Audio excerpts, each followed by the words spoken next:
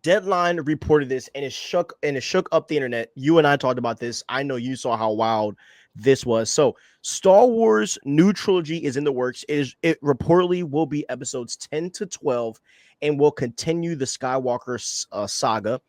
Insiders has disputed that it will continue the Rey story, and Simon Kinberg is developing this story.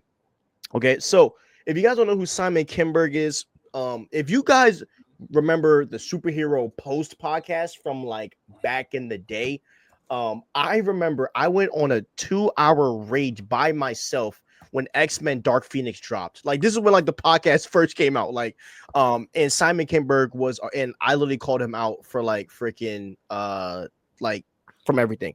But Simon Kinberg has worked on Logan. He's worked on all of the X-Men films. He's worked on Star Wars Rebels. This dude has been everywhere. But he doesn't have the best reputation. He also, in the same breath, worked on the Michael B. Jordan Fantastic Four film.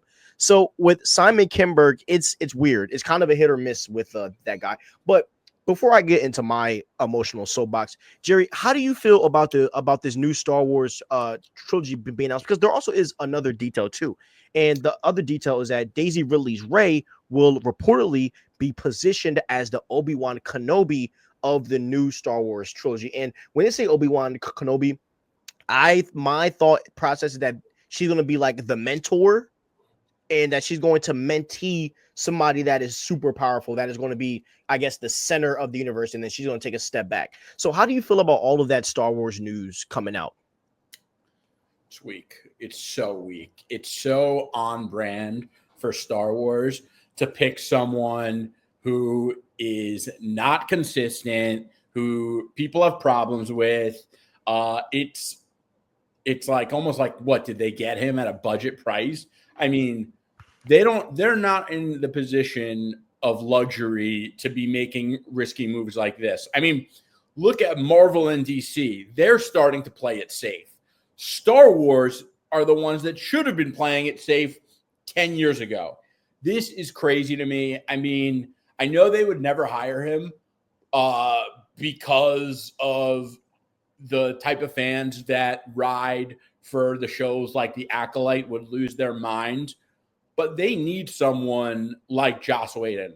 They need someone like that. They need someone who is good with lore, who understands what fans want. Yeah, obviously he didn't deliver on Justice League, but the dude was a powerhouse for Marvel. He's written some incredible comics, and I'm just going to say it, like, I'm tired of everyone knocking on his career. You want to knock on his personal things and how he treats people, that's another thing. And maybe then they shouldn't hire him because of that. That actually kind of makes sense now that I remember all the things he was accused of. But my point is, they need someone who is battle tested. They need someone that fans are going to be like, okay, they're getting serious. Not someone who are like, oh, yeah, he made like the bad Fantastic Four movie. This is crazy to me. I don't get why they just didn't give Favreau the trilogy. Yeah, why crazy. don't you give Favreau?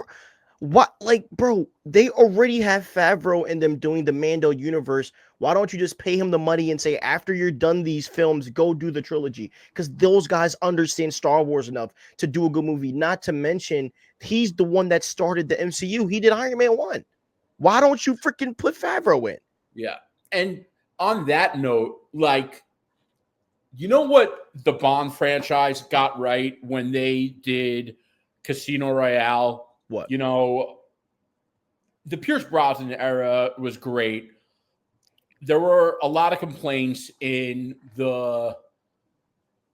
each movie people would say got worse and worse. However, purists will argue Tomorrow Never Dies is the best one. That's an argument for another day. But they brought back Martin Campbell, the guy who did GoldenEye, because they were like, we are doing a new era. We need someone who we know knows how to make a banger with James Bond. That's the kind of thing Star Wars needs to do when they're making a new era. Great take. Unfortunately, they don't really have a director to go to who's like, oh, this guy knows how to make the first Star Wars movie in a trilogy a banger other than George Lucas. So the next best thing is someone like Jon Favreau or someone who understands lore and our culture and being accurate to the lore. There's a couple things that can't happen. They cannot afford the obvious, this movie to be bad. They can't afford the other obvious, for this movie to come out and fans complain about another social agenda when the movie's trash. The other thing they can't complain about is that they did a bad movie.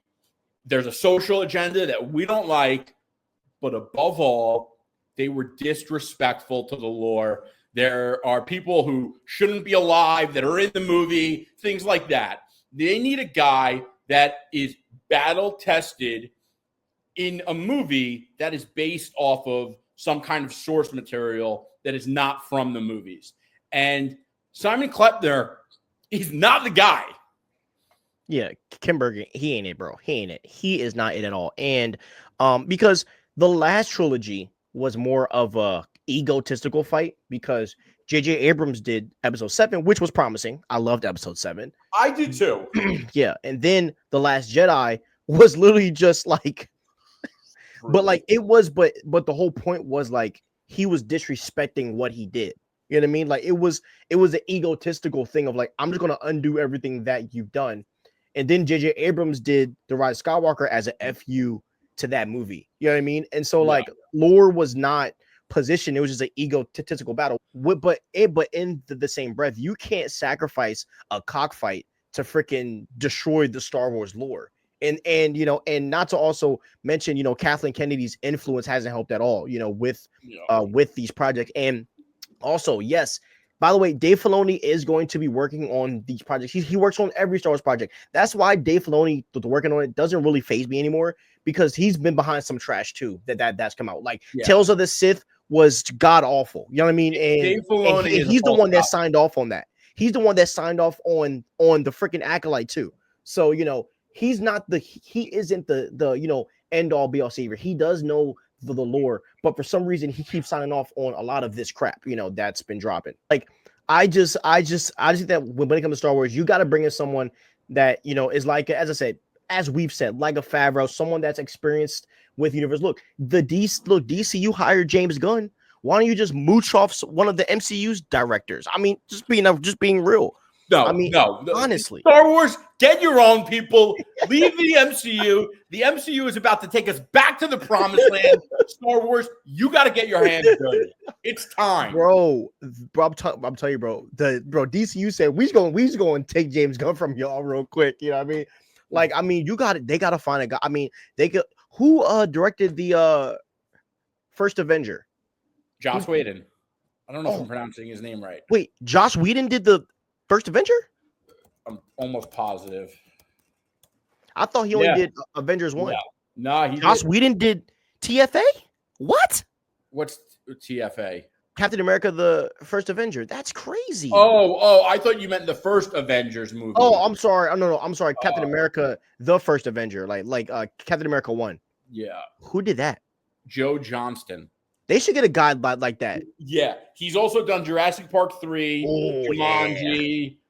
That's the guy you want. That's the guy you want, because he is experienced with doing major block trade films, you know, and and he also knows how to handle big characters. Like those are the kind of guys that you need to go, you know, and really, you know, like go for it. Some of these guys do be like some of these guys that they find. It's like, bro, Simon Kinberg's his whole resume is just question marks.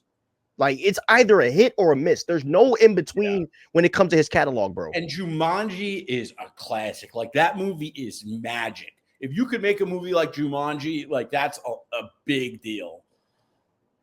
Jumanji, one of the greatest films of all time. Banger. Same here, bro. Same here. So yeah, I mean, it is just, and also, do you know who also directed a lot of Mando episodes that's really good, that doesn't get enough credit for her smartness? Bryce Dallas Howard.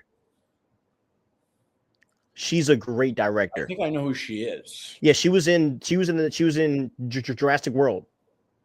Redhead, Oh yeah. but she did a lot of Mando episodes, Oh, you bro. know Like who she she's looks like? who? She looks exactly like Jessica Chastain. Yes, yes, she That's does. She crazy. does. She does. She does, bro. But like they have people that they can pull from, you know.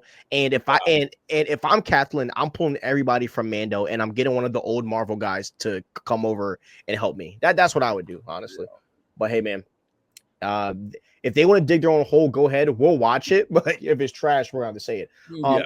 And with the plot of Rey being the mentor, you know, it's hard to do that when you know the fans hate her.